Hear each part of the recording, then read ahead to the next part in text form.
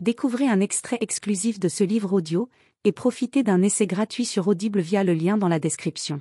Au cadeau d'anniversaire en 32 ans. Tu la trouves pas sublime? Quentin sourit, passa son bras autour des épaules d'Isabelle et déposa un baiser sur sa joue. Sublime, c'est un peu excessif, ma puce, mais l'essentiel, c'est qu'il te plaise. Même s'il a une tête de rat d'égout.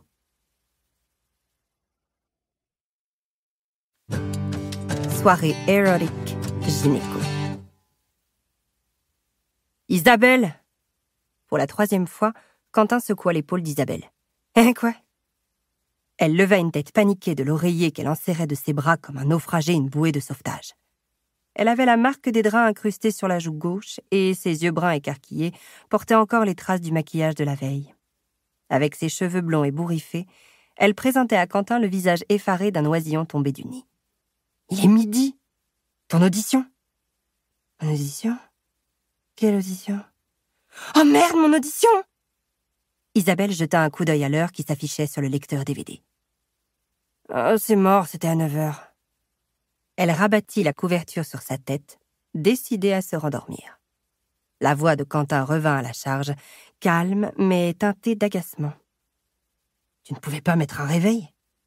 Il ne va plus avoir de batterie. » La couette s'envola comme par magie, rabattue par Quentin au pied du lit.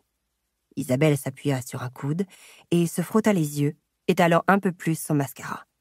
« Désolée, je suis rentrée à 4h du mat de la soirée érotique gynéco. » La soirée érotique gynéco? Je croyais que tu devais juste boire un verre avec Amina. Justement, c'était une soirée de la fac d'Amina. Elle était complètement déprimée et j'ai voulu lui changer les idées. Mais ça fait 4 ans qu'Amina a terminé médecine. Mais c'était génial, il y a même eu une distribution de spéculum gratuit. Quentin tenta de dissimuler la légère crispation de sa mâchoire. Il se laissa tomber au bord du lit et Isabelle passa une main dans le dos de son compagnon. Amina n'allait vraiment pas bien, elle avait besoin de moi.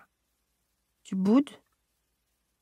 Comme il ne répondait pas, elle se glissa sur ses genoux, enserra son torse de ses jambes nues et entama une série de baisers dans son cou.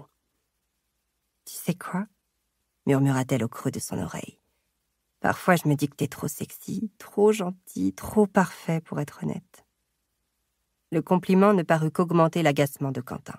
« Arrête ça !» dit-il. « Tu crois pas que tu pourrais penser à envoyer un texto quand tu passes la moitié de la nuit dehors ?»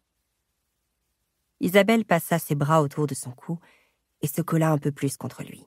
« Mais je pense tout le temps à toi. La preuve, j'ai fait 1 heure de métro hier après-midi rien que pour t'acheter 3 moelleux pistache chocolat à la pâtisserie Martin Laurent. » Elle poursuivait ses caresses et les épaules de Quentin finirent par se relâcher. Il prit le visage de la jeune femme entre ses mains et soupira. Incapable de résister longtemps à son expression de petite fille paumée, il déposa un baiser sur ses lèvres.